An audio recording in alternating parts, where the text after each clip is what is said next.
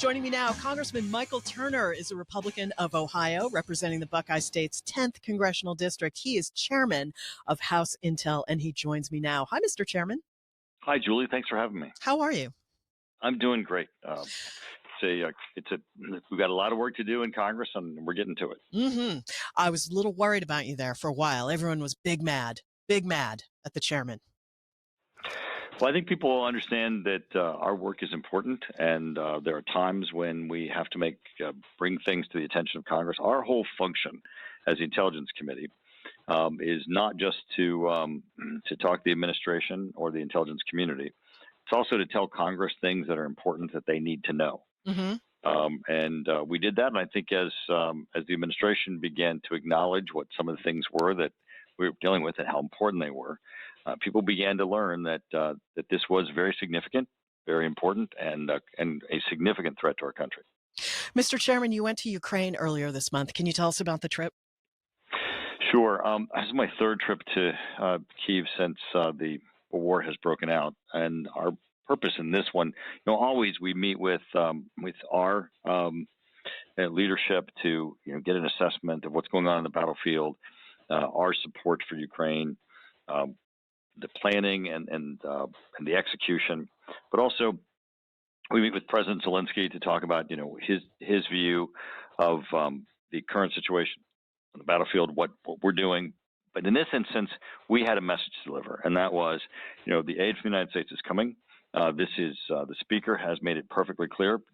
Personally to Zelensky, I was in the meeting when Zelensky was here in Washington. Personally to Zelensky, that he is committed to ensuring that the funding gets there. We just have some difficult processes in the House that we got to get through, and then we'll get that work done.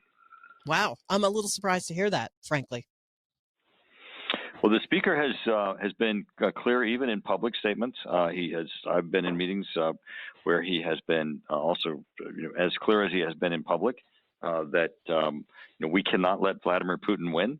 That this is in our best national interests. This is the broader fight between authoritarianism and democracy that President Xi and Putin are advancing around the world, and we have to stand up for democracies. So a couple things related to that. First, Putin gave his big speech where he warned any NATO country that was contemplating sending troops that, they have nukes and aren't afraid to use them.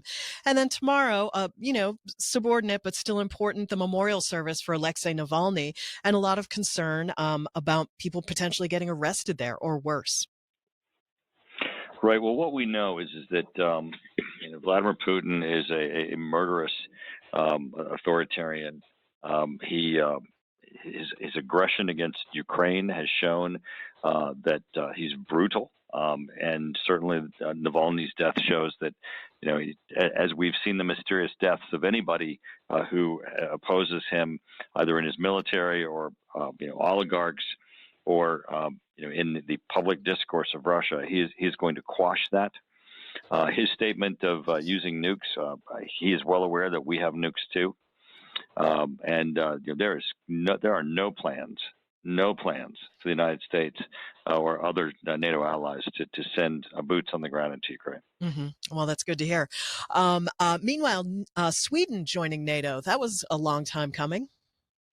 This has been very exciting because Sweden and Finland are both two countries that were NATO aligned, but felt that they were, because of the risk of retaliation from Russia, unable to fully join NATO.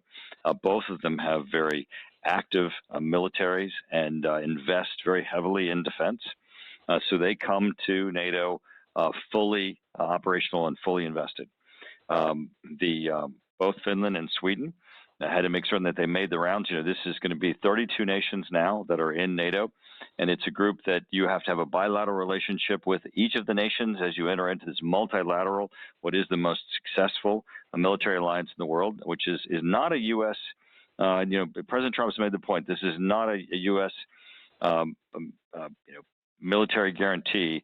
This is a military alliance of all of our members, and they come in fully capable, and with the United States will be a great contribution to the alliance. And finally, Mr. Chairman, something quite local, you and Senator Brown working to restore pensions for retirees.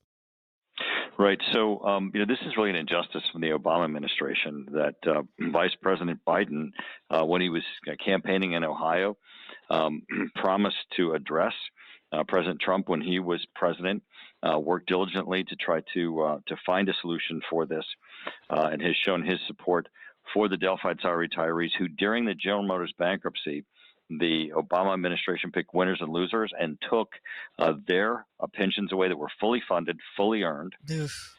This has had devastating impacts on these families. Yeah. And our attempt is to get the Susan Muffley Act passed that would restore their pensions. And the bill has previously passed the House before. It has the support of President Biden, and we're hoping to get it through the Senate. House Intel Chairman Michael Turner, Republican of Ohio. Thank you so much, Mr. Chairman. Thank you, Julie. Take care. Great to chat with you. Take care.